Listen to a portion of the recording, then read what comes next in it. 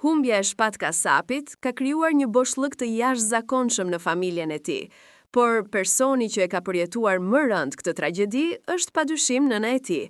E njohur për karakterin e qetë dhe zemrën e ndjeshme, ajo u përball me një lajm që asnjë nën në botë nuk ka forcë ta përballojë lehtë, që prej momentit kur u mor vesh tragjedia, ajo është mbyllur në dhimbjen e saj të thellë, duke mos mundur të besojë se djali i saj, një prej njerëzve më të dashur për të, është shuar kaq papritur. Ditët e para pas lajmit kanë qenë të padurueshme për të. Familjarët tregojnë se ajo kalonte nga momente heshtjeje totale në shpërthime emocionale, duke mos mundur të gjejë qetësi.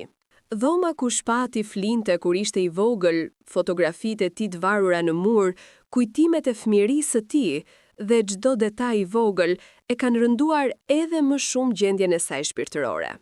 Ajo i rikthen në mendje çdo moment, çdo fjalë, çdo kujtim të djalit që e rriti me aq dashuri dhe sakrifica.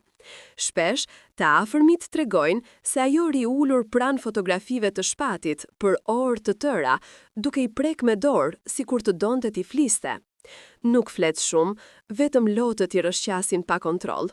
Ka humbur oreksin, ka humbur interesin për gjithçka tjetër dhe të vetmin prehje e gjen në kujtimet që ruan për të birin. Dëshira e saj e vetme është që dhimbja të lehtësohet pak, por çdo ditë e re ja kujton mungesën e djalit edhe më fuqishëm. Familjarët janë përpjekur të qëndrojnë pranë saj vazhdimisht, duke e mbajtur të rrethuar me ngrohtësi e kujdes. Megjithatë, gjendja e saj psikologjike ka pësuar luhatje të forta dhe mjekët janë përfshirë në procesin e ndihmës emocionale, duke i dhënë qetësi dhe mbështetje profesionale. Dhimbja e një nëne për humbjen e djalit të saj nuk është thjesht një tristim i zakonshëm, është një plag që prek zemrën, shpirtin dhe mendjen në mënyra të pakontrollueshme. Ajo shpesh largohet nga të tjerët dhe qëndron vetëm, si të kërkonte përgjigje që askush nuk mund t'ia jap.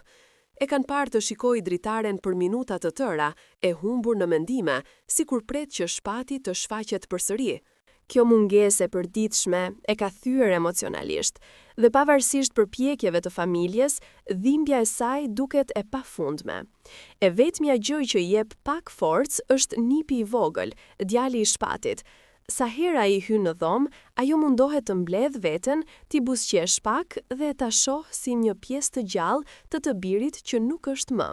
Por edhe kjo është e vështirë, sepse shikimi i tij i ngjan aq shumë shpatit, duke ia shtuar mallin dhe plagën. Të afërmit thonë se rruga e saj drejt stabilizimit emocional do të jetë e gjatë dhe e mundimshme. Dhimbja që po përjeton është e thellë dhe e rrallë, sepse humbja e një fëmie është tragjedia më e madhe që një nën mund të përballojë. Ajo gjeton me shpresën se diku, në një mënyrë të padukshme, shpati është ende pranë saj, duke e mbrojtur dhe duke i dhënë forcë nga larg.